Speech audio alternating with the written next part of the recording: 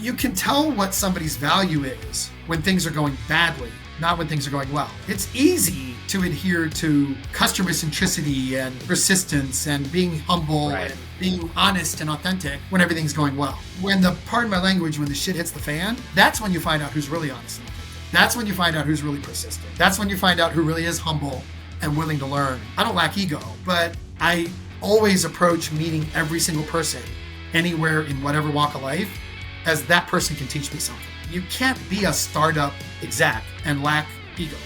You just Right. getting a lot. But you got to have the humility to recognize that however smart you think you are, other people can teach you things, the market's going to teach you something, etc.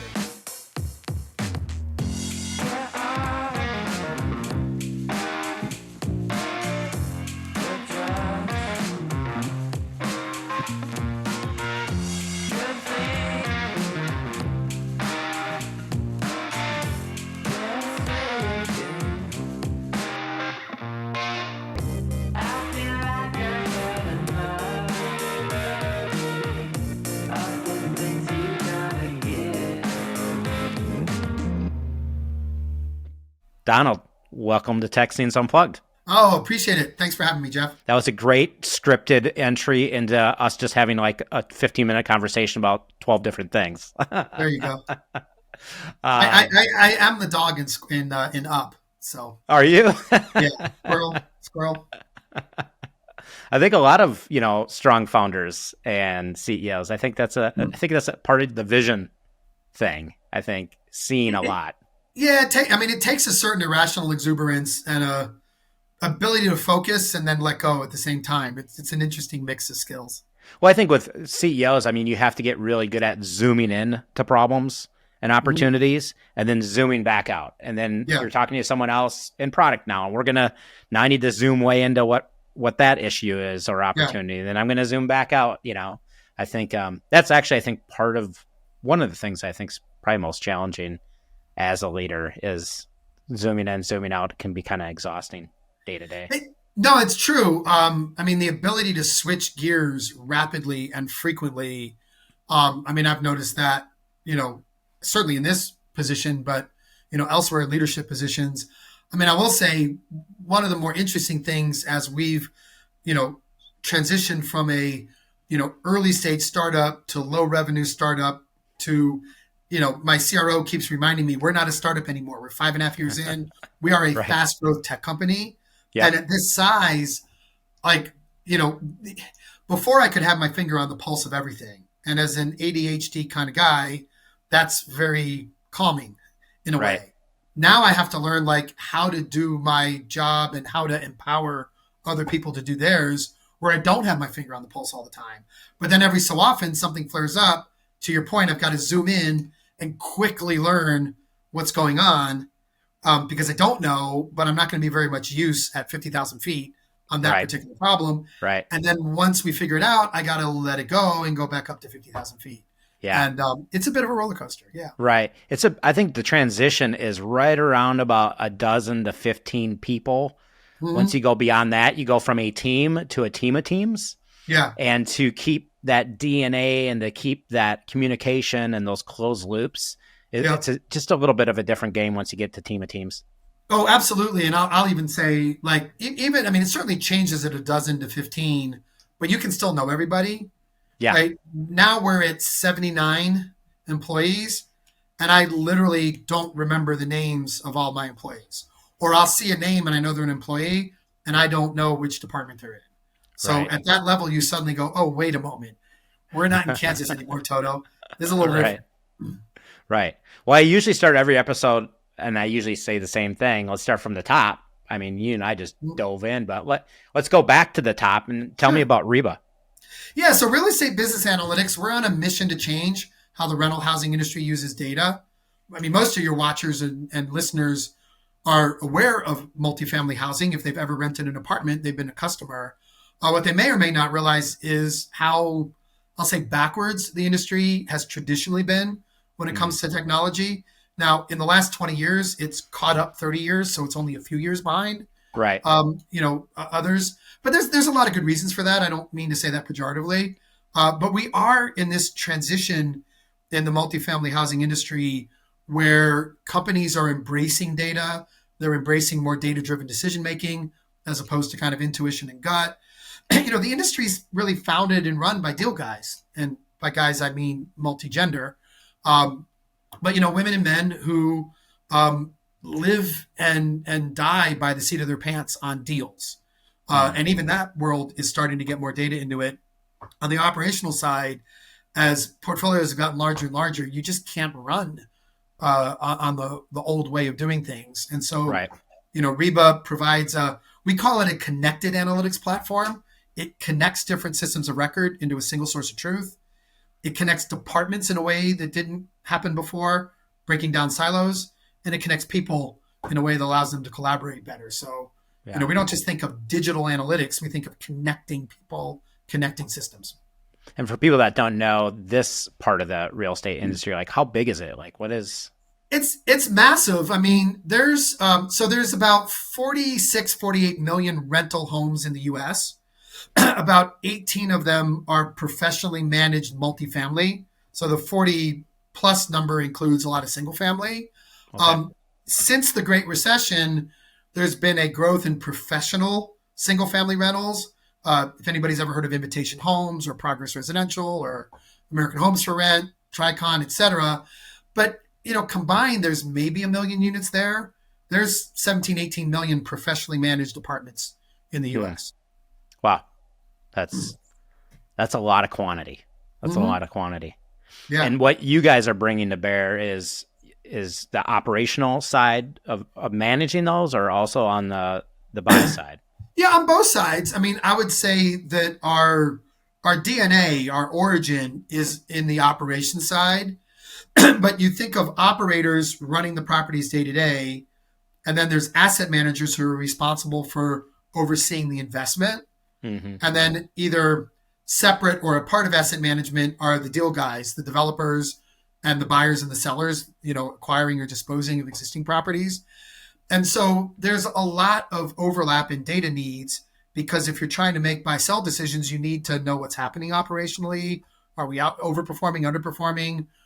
Where I'll give you one simple example. If I'm a value add buyer, I'm interested in properties that are a little bit old, a little bit, maybe have some deferred maintenance. I'm going to want to know historically, what have I been able to get as a return, right? If I spend X in the kitchen, Y in the bathroom, et cetera, right, how am I going to get the return? Meanwhile, if I'm a seller, I might be operating properties, and as they age, do I invest in in fixing any deferred maintenance and renovating the properties? Or when do I know that my service requests counts are rising enough that, it's no longer the kind of property I want to operate. I'm going to sell it to a value add buyer whose whole business is buying these properties, renovating them, and then reselling them. So the operations data moves much slower than the asset management decisions. Yeah. But you get to that tipping point, you kind of have to know what's going on both sides with the data to make ultimately good decisions for your portfolio. Yeah. And this isn't the first time that you've been in this industry. You were at Archstone, is that correct? And yeah, well, so I've been in the industry for 25 years. I refer to multifamily housing as a flypaper industry because most people didn't plan on coming into it. They somehow, right. The classic is a woman or a gentleman in college needs to make a little bit of money, try to find some good housing. Oh, I get a discount on an apartment if I lease, and they lease, and then they become an assistant community manager, and then a committee manager and a regional manager, and one day they're COO. Others like me from the tech side, I worked for a boutique pricing and revenue management company. So think airlines, hotels, car rentals, that kind of dynamic pricing. Right. I ended up leading a team that built the very first software to dynamically price apartments. And my customer was Archstone. And then I switched sides of the table and became the industry's first ever VP of pricing revenue management way back in 2001. And I've never really left the industry since. I'm hot in the flypaper. It's a wonderful industry to be in. Yeah. And how did REBA come about then? Like when did this come about? And Sure. So REBA was founded at the end of 2019. We closed our $2 million convertible note, first piece of capital we got, literally December 31st, 2019. The idea came about. I actually had the idea in 2012. I had left Archstone, went to work for a senior living company, left that, and was deciding what to do next. I ended up coming back and consulting in market rate multifamily. I thought about REBA at the time. I didn't have the name, but I thought about the product suite. Mm-hmm. And honestly, the industry wasn't ready for it. I wasn't going to work startup hours just to hit a single. Right. In the industry, I was going to be banging my head against the wall. It was still two seat of the pants. Technology wasn't front and center enough. Fast forward to late 2018, early 2019, and I became friends with a gentleman, David Marcinkowski, who's the CEO at Quext Technologies and Madera Residential. And I was doing a consulting project for Texas Apartment Association, and he was involved in that. And we got talking and befriended each other. And I was sharing with him this vision of how to better use data based on what we've done at Archstone. And he got really excited about that. And he backstopped that convertible note, which let me go out and try to raise money. There's no more fun than trying to raise money when you don't care whether people give you the money or not.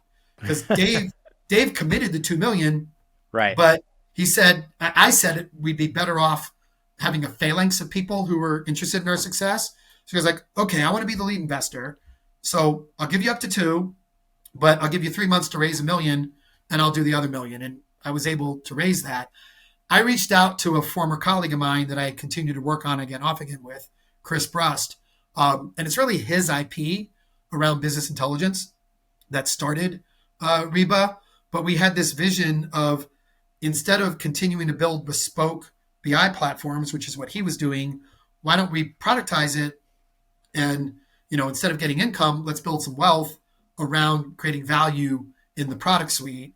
And then once you have the BI platform, you can do predictive analytics, like budgeting and forecasting, like pricing and revenue management, which are a couple of the other products that make up this connected analytics platform.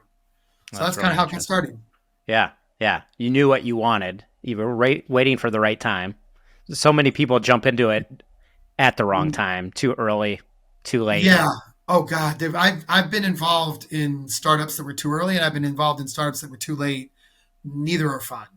Right. So yeah, I was always primed for it. And then when the opportunity came, I jumped at it. I had to reach out to Chris and convince him. Fortunately, we had almost 20 years of history already at that point. So it wasn't a hard conversation, but we had to work through a number of things, as any partnership needs to. And right. 5.5 years later, we're still talking to each other. And I remember our last conversation, you talked about, like, even before you hired one person day one, you were thinking about culture. Not to brag about it, but I guess I will. Most entrepreneurs naturally start talking about product and fundraising, right? That's what it's all about, right? Right. What product are we going to build? Product market fit? How are we going to price it? How do we raise the money? Do we bootstrap? Do we bring in VC, angel, yada, yada? And obviously we talked about that. We had to. But along with that, at the very same time, we talked about, well, what kind of culture do we want to build? So I mentioned Archstone before. We were blessed to work for a company that had one of the best, if not the best, cultures in the nation, certainly the best I ever saw. And I was there for 10 years. Chris was there for probably closer to 13. And I remember very early on, we said, my God, if we could just create a culture half as good as Archstone had, that would be a success. And so what was it about that culture? That was an operating culture. It developed and bought and sold and operated apartments.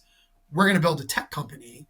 But what about that culture was universal, right? That doesn't matter what business you're in. That's what we would want. Right. And so, yeah, we put a lot of thought in the early days into culture, and we continue to invest in that. And it's paid off in many ways for us.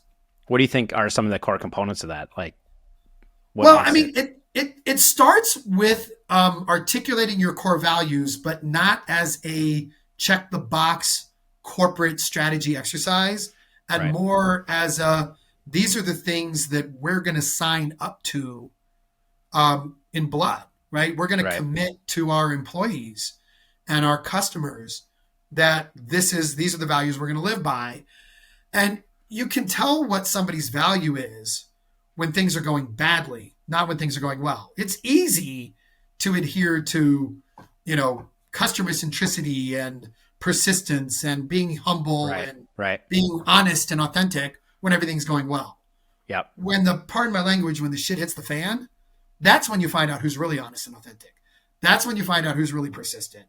That's when you find out who really is humble and willing to learn, right? I mean, you can tell even from my persona, I don't lack ego, but I always approach meeting every single person anywhere in whatever walk of life as that person can teach me something. So you can't be a startup exec and lack ego. You just get eaten alive. But you've got to have the humility to recognize that however smart you think you are, other people can teach you things, the market's going to teach you something, et cetera. So back to your original question, I think it starts with living your core values. I don't know. I mean, what else does it take? I even tell this story to our teams, like the mission statement, REBA's mission. We're on a mission to change how the industry uses data. That was a dictate. Chris and I were dictatorial about it, right? We started the company. It's our business. That's our mission. If that resonates, come on board. Right. The vision statement. Well, what does the world look like when that mission is met? Okay, we involved a few more people, but it's based so much on the mission statement. Still pretty dictatorial. The core values. We did a collaborative exercise with the senior execs at the time because you can't, you got to get people's ownership in it. But at the end of the day, Chris and I had veto on it. Yeah. When it comes to culture, when people ask me, well, what's, describe REBA's culture, my answer is, well, go ask our associates, because culture is not dictated.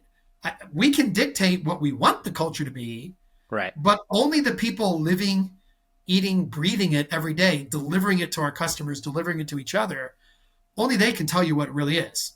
People, I'm not so naive as to believe that as the CEO, I actually know everything that's going on, right? In fact, the larger we get, the less I know, because people are afraid sometimes to share the truth. Right. So they're the ones who can tell you what it takes to have a great culture. Yeah. I will just say it starts with the core values. There's a consistency, a repetition, understanding human behavior, and finding ways to reward the positive and, discourage. I don't like the word punish, but discourage the negative. It's not one or two things being done 100 or 200% better. It's 100 to 200 things being done 1 to 2% better that make for a great culture. Right. That's the stuff I don't know that I answered your question, but the best I think you did. I like how there are a lot of thoughts come to mind from that. I mean, I think every single person you add to the organization will add to the culture in a positive way or potentially a negative way. I think if people hire towards those core values, hire towards that mission and vision, I think, and then also hold people to that too. Like when the people maybe are showing different colors, and maybe not hitting on the things that they should be hitting on. What are those core values? Is sometimes you have to let people go to find a better place for them. Well, two things that you just said, or two things that I suddenly thought of as you were talking. Another element of culture is a very important part of our hiring process. And I wish I was brilliant enough to have come up with that with myself. I learned at Archstone, whenever we hired, we had the people who were interviewing for competence. And then we always had at least one person interview strictly for cultural fit. Like I had somebody that had a training once interview a revenue manager. She was like, Donald, I don't know anything about what you do. I mean, it's spooky math. I don't get it. Like, what am I going to do to help you? I was like, I don't need you to interview for that. I know how to interview for that. Right. You're somebody who really lives our culture here at Archstone. I want you to interview and tell me whether this is somebody you think belongs on our team.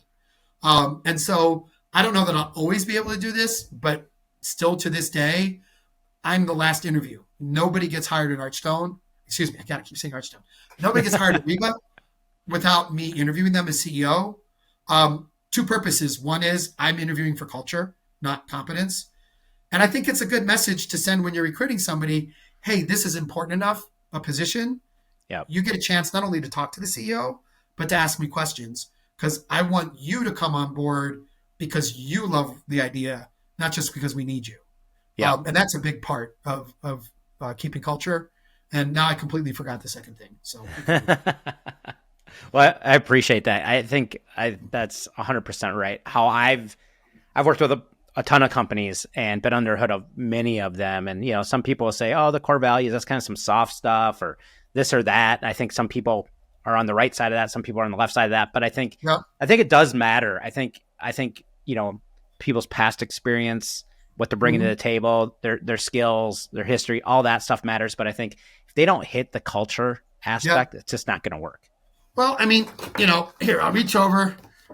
Every new employee gets this little card with our core value statement. It's on our website. The CEO has it right to his right. Yep. And there's not a week that goes by that I'm not looking at something on there because it's making me think of something, or I'm in the middle of a tough conversation. What are our core values? You know what? Our core values say be authentic, like be truthful. Right. Okay, I hate to admit this, but here's where we screwed up. Now what do we do about it? Right. And I think that, that pays off in the long run. Yeah. It's painful in the short run, but it pays off in the long run. I love that you have it printed. I think, working with a lot of teams, we're setting goals or doing a bunch of different things. I think it's so important to document what you have so you can reflect back on it. I know the teams that I work with, and we do OKRs with the teams, they look at it every single week, and are we on course, off course? Not the teams that don't look at it every week don't get as far as the ones that do. And the simple thing of having that written down, I think, in front of you and handing it out, it's like powerful. Yeah. And I mean, we live in such a digital age, but the tactile nature, writing something down, typing it out, it engages other parts of the brain. So you remember and embed it more. And again, I no offense to anybody who loves audiobooks. And if you drive a lot, it's a great way to use time, but I love sitting down with a book, and I love a hardcover book. Well, I'll read a soft cover if I have to. I'll send you one of these. Please do. No, I just the feel of a hardcover book. I don't know. I just feel like I absorb more from it. Right. There's something very visceral. And that's important. Yeah. On the back end of like even setting goals, I think this is always funny is like a lot of people will set goals. One of the things I tell teams all the time, especially when we're doing OKRs, like, what's this look like when it's done? Like, what's it like? We do a lot of things, and I think a lot of people do a lot of set goals and they do these things, but there's no end result to it. Or where is that? Didn't we do that? But I love like bringing it to the physical of like, and even mental of like, what's this actually look like when it's done? If we accomplish this, what does it look like? What does it feel like? Right. I love this one. I actually use this in my consulting days. I would, as part of an interview, say, so imagine we're a year from now looking back at the project we did. Yeah. And by the way, that's intentional, because if I say, what does success look like a year from now? That actually engages a different part of the brain than when I say, imagine that we're a year from now looking back. And we're talking about how great a project this was. Right. What made it great? Right? What made it great? And you get the tactile, but you also get the feelings from it. Yeah. And I'm a huge Stephen Covey fan. One of his 7 habits is begin with the end in mind. That's exactly the same thing as what you were just saying. And so, if you don't begin with the end in mind, then you're just going to go wherever the wind blows you. You're definitely speaking my language. We start with the mission every year. We review that, and then we set a 3-year vision just to have something specific between that big picture and where we are today. And then we back it up again to the 1 year, and we back it up either to 90 days or 180 days, depending upon the team. That's where we kind of do the OKRs. And those OKRs are building capabilities to hit those metrics that we want to see by the end of the year. And I think reverse engineering it, asking that question that you asked, like, thinking about this with the end in mind is so important. Otherwise, teams are often going 50 different directions and they don't even realize it. I frequently use the metaphors. I think in metaphors. So probably if you interviewed anybody on my team, I'm sure there's sniggering little jokes about me and my metaphors behind my back. And I'm okay with that. I'm totally okay with that. But 2 of the metaphors I use are, are we rowing in the same direction? Yeah. Because if we're rowing in opposite directions, and then because I'm in Colorado, frequently talk about which mountain are we trying to climb? Because if I'm trying to climb that mountain and you're trying to climb the other one, no wonder we're not getting along. It's not because we're bad people. It's not because we're argumentative. We're trying to climb 2 different mountains. So let's first figure out the mountain we want to drive. And I guess one we want to climb. And I guess the other made me think of a third metaphor I use. I actually like this one. This one I might have created. Most of the other ones I steal. But I think of it in terms of like energy through neurons, right? If you have coordinated energy going through neurons, a muscle moves. It can lift, it can transport, it can do everything. Right. If you have random firings of those neurons, the same amount of energy, the muscle just spasms. And in startups, and particularly fast growth companies, there's a lot of spasming going on. Yep. And so I'm constantly trying to think about, well, how do we coordinate the energy? We always have more good ideas than we have time, money, or people. Right. So how do we take all that energy, all those ideas, and coordinate them so that we're moving the muscle, we're lifting something, we're not just spasming? Yeah, I think that's so important. It's actually what I spent my whole career on. And I actually used the analogy of climbing peaks and mountains in the book. I think you'll like that. But how I like to think about it is, let's condense and focus. What's the top 3 or top 5 in different types of things? Like, I like to break it out functionally within the whole business itself, like the 1-year plan. Like, what are the top 3 things we're going to accomplish by the end of the year in sales? Top 3 in marketing, top 3 in product. Let's just narrow that down a little bit so we can at least be on the same page in the same time frame. And I think that really helps people, because at the end of the day, it's just being really capital efficient. We only have so much time, capital, and energy. People. And I think a lot of times people forget, like, your people don't have endless energy. And, especially if you take them multiple different directions, or they're going on their own multiple different directions, like that can be very tiresome trying to keep on bringing them back. It's actually the hardest thing for me, because the same ADD that gives me that energy, it makes it harder to focus. And I can juggle 5 or 6 things in my mind almost at one time. But that's not, you're absolutely right. That's not how you lead an organization. So I am constantly having to check myself. In fact, I've really come to value the concept of a chief of staff as much as a COO. Yes. I have somebody who's known me for a long, long time, and she'll kick me in the shins when I need to be kicked in the shins, when everybody else is afraid to. And really help me. Okay, that's a great idea. Let's get the helium out of the balloon and come back down to earth. How are we going to pull that off? Where in the 3 key objectives for this year does that fit? Oh, You're right, it doesn't. Well, then do you want to change the objectives, or do you want to defer that till next year? But you can't have it both ways. and having somebody to do that with, it's huge for me, because I do tend to try to do too many things at once. And I know it, but knowing it and checking yourself are still 2 different things. Right. Early in my career, I was a chief of staff, and that was my first opportunity to really have a look under the hood of an organization and how it was all operating. If it, where we had alignment, where we had misalignment, how do we align people to make sure that we are rowing in the same direction? I think that was my first real aha moment. And I saw, and it was a venture-backed company. We raised a lot of money. We were a little early. We still made it, but we were a little early to the market. So you could see, the tension and frictions that were happening with that. But that was my first glimpse into really trying to understand how you align and use the right tools to make one of these teams actually really work. No, that kind of experience when you're young it's priceless. It's funny. I started in the Air Force. I paid for my engineering degree with Air Force ROTC scholarship. Thought serving was probably better than going to jail, since that's what happens if you desert. Again, it was cool because in the Air Force I was given a lot more responsibility sooner than I would have in private business. But it's interesting because all the generals had their chief, their chief of staff, their aide. Right. And I got to admit, I didn't realize the full value of that position until literally 30 years later, 35 plus years later, being in that position. And I was thinking about when we should hire a COO, and it was just chance blogs coming across my desk. Maybe it was a McKinsey article, maybe it was somebody else, and it was talking about chief of staff or COO ? And that made me start to do some more research in it, and I really started to learn what a chief of staff can do for you. And, I would encourage leaders, CEOs, to look into that sooner than I did. There is from CEO assistant to chief of staff to COO kind of spectrum that I kind of see happen, and they're really they really can come in and like fill the gaps where the CEO needs to be but can't be.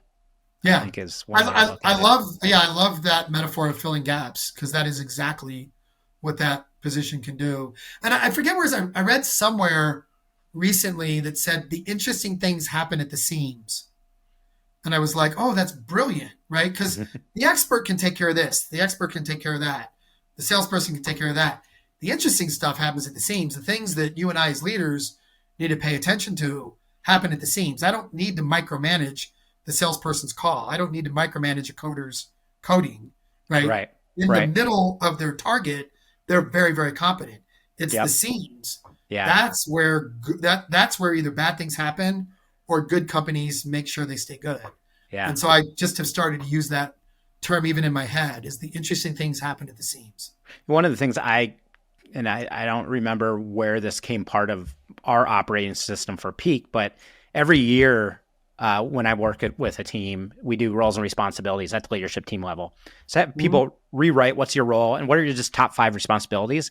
And we have them verbalize them and we talk about them. It's not a long exercise, but it's so important because that's where we figure out where those seams are. Yeah. And the conversations come up where we've had challenges in those areas. Yeah. And it seems like a simple, almost no-brainer exercise. Like, do we really need to spend time on that? A lot of people come out saying that was one of the most profound things that we've done, because we didn't realize there's not a lot of overlaps usually. There's just gaps. Yeah. Right. Yeah. And one of the things I've started to come to this, and we're working on creating a written culture deck, right? Culture is so often the unwritten rules. You want to write them down. Yeah. So we're working on that right now as sort of the next evolution of what we're doing. And one of the things that I'm still trying to figure out how to get into that. So anybody on my team who watches this is getting a preview. But it hit me. We did our annual NPS score last year, NPS survey with our associates last year. And then we did another just 3 months later, anonymous surveys. The National Apartment Association has a Employer of the Year award, or Employers of the Year award. They like awards in the top 10%. And in both surveys, anonymous, I'm reading the comments. And one of the negatives was people wanted more clarity on our organization and more clarity on the org chart. And I thought to myself at first, you know what? We're getting bigger. I guess we got to do that. And then the more I thought about it, the more I went, wait a moment. Org charts, I mean, they look like fences being set around turf, right? Black and white. You're over here. I'm over there. They're down there. I'm up here. And where do org charts come from? I mean, they come from the corporate structure of like 100 to 150 years ago, when you or I would be sitting at a desk, writing on a piece of paper that we're going to put in a folder, that's going to go into a drawer, that's in a file cabinet, that's in an office, that's in a department, that's in a division, that's in a company. It's very hierarchical. Right. Well, today's a web-based world, right? I mean, I can put a file out there and you can access it 5 different ways, right? The whole reality of the web and the metaphor of a web. And it suddenly dawned on me that I think the right org structure of today is a set of Venn diagrams, not a bar and box, right? And it's who has the expertise where, how does that expertise overlap? Where is the authority? Who do I go to? What do I do? So that we stay coordinated. And it's really a multidimensional Venn diagram, not an org chart. Yeah. And then you have to sort of manage the fault lines, sort of embrace the chaos. And now I'm back to, in managing the fault lines, the interesting stuff happens at the seams. Right? It's the overlap between product and engineering, between product and marketing, between customer success and go-to-market. The connectivity between the two, between those back to the word areas. Connect. Yeah. And I think that's why I like to use OKRs, because they're very cross-functional in nature if you do them right. Now, the problem is 95% of people do them wrong. But if you do them right, that's I think in high-growth companies, especially venture-backed companies like yours that are doing something that hasn't been done before, your team's going to be very cross-functional. And if you don't have the right tool to make your team cross-functional, it's really hard to be successful. And you'll waste a lot of, again, capital and energy by doing it that way. What I like about what you're saying there is it brings clarity, right? And so I think what I've concluded, and I'm still working through this, so you're catching me kind of mid process, but I think what people don't need the org chart as much as they need clarity around roles and responsibilities. Yeah. And around, who do I go to for what, 100%. so that I both get what I need and I don't upset somebody I don't want to upset. Yeah. And so I think OKRs are a big part of clarity. I think, RACI, right? That model is a big part of clarity. I like we have an annual book club each year. Last year it was Brene Brown's book on leadership. Great book. And one of the lines that really hit me hard was "Clear is kind." It's always been hard for me. It's funny, if you put me, like when I was a hockey player, I always had this attitude, like, I'm not going to start something, but if you do, I'll finish it. Yeah. So I tend to avoid conflict. Once I'm in it, I'm a bulldog. Yeah. I tend to avoid it. And the Brene Brown concept, like, I wish I'd heard it 20, 30 years ago, clear is kind. Avoiding the conflict, avoiding the emotion. You're trying to be nice. Actually, you're not being nice because you're letting them think something's okay when it's not. And you need to have the language, and she does a really good job of giving a company the language to use so that it's not personal. But, clear is kind. OKRs create clarity. Yep. Clarity helps understand the fuzziness between these different areas. All this stuff kind of ties together. Yeah. And I think how I like to think of it is it's the system within your business. It's OKRs, it's KPIs, it's meeting cadences. And having that, what I refer to peak operating system, is having that operating system. Well, I'll use the hockey analogy for you. If I'm a defenseman sitting behind the goal, I know if I go left or right, I know because of our roles and responsibilities that my winger is going to be on the hash marks, right? Yeah. So exactly. I can look up and they better be there. And I'm going to send them that puck. And guess what? The center is going to be cutting across the ice. Yeah. So maybe I can get across the blue line and throw that puck to them, right? Yeah. No, so, exactly. It's knowing where somebody's going to be is critical. Yeah. Right. That's the old Wayne Gretzky famous quote, right? Right. It's good I go where the puck's going to be, not where it is. But every high level like sports team has systems and plays, and I think it's like that's the same thing with business. So I think it's really interesting. It blew my. I forget what age I learned this, but it blew my mind when I first learned it. Like, oh my God! In professional football, the quarterback's throwing the ball before the receiver's made his out or in cut, and every so often the quarterback gets gigged for an interception because he threw it right to the defensive back. Yeah, but that's because the receiver cut in when he was supposed to cut out. Right. It's the two together knowing what the other's going to do. Yep. And that, again, that's where OKRs and RACI and all this stuff come in, is they provide clarity as to what to expect. So I don't have to ask what you're going to do. I know what you're going to do. Yep.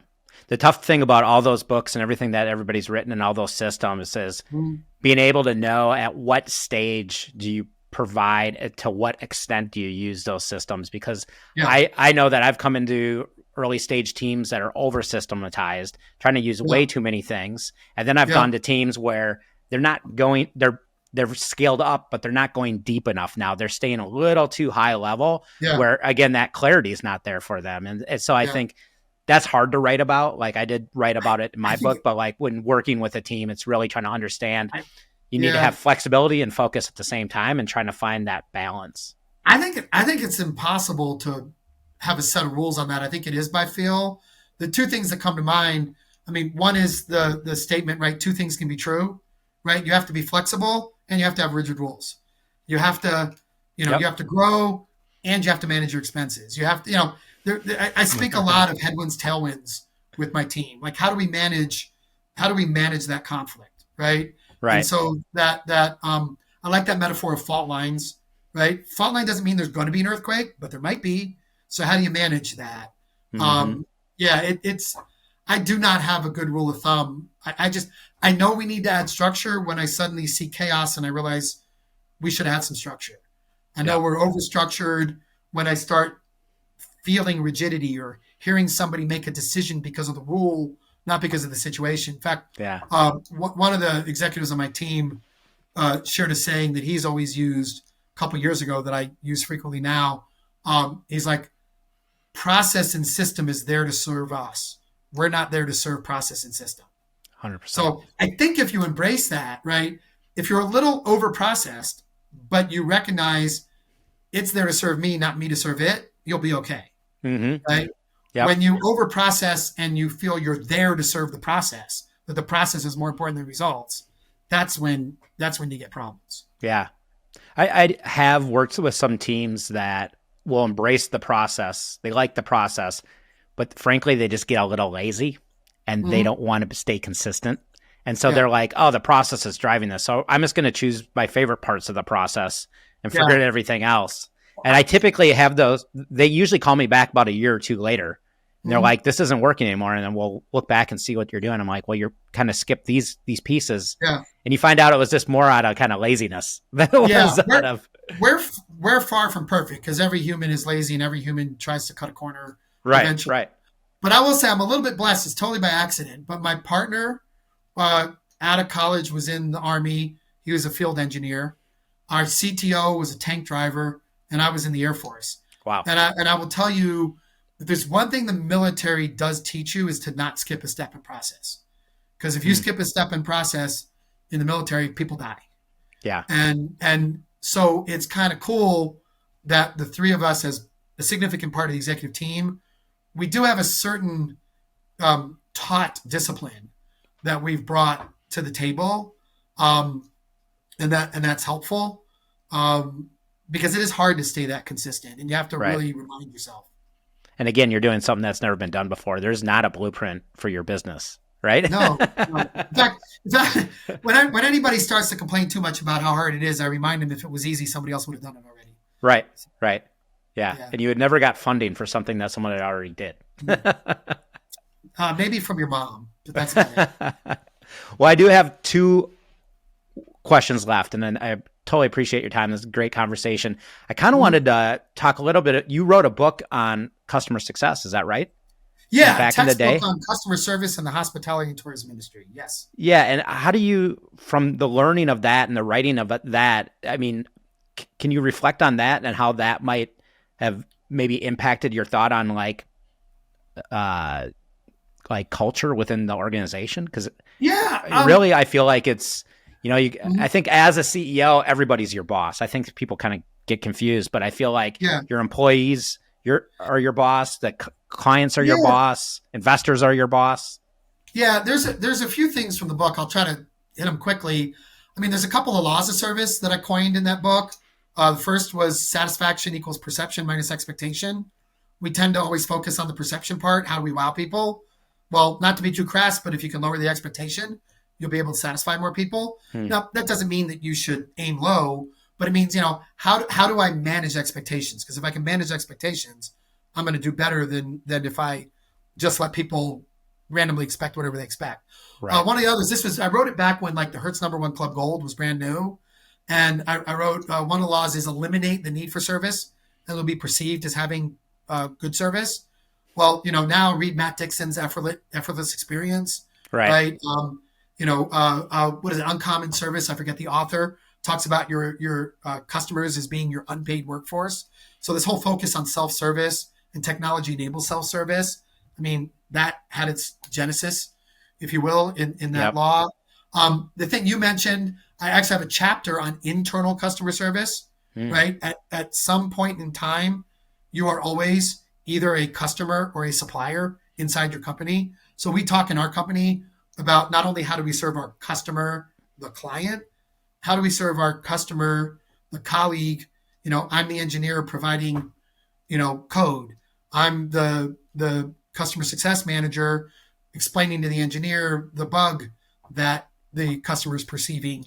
I'm the CEO trying to create an environment for everybody else to succeed.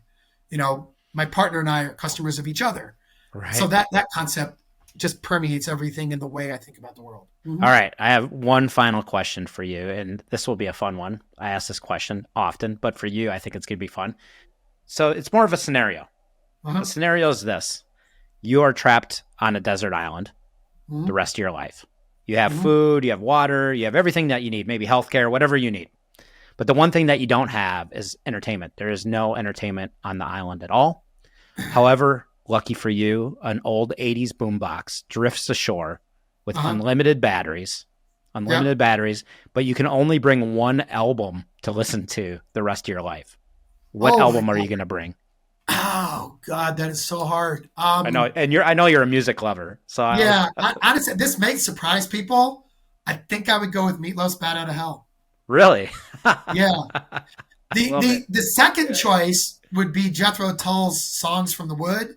Oh. And I literally, when I was at summer camp, found out about both those bands because one of the kids in the cabin had a TDK 90.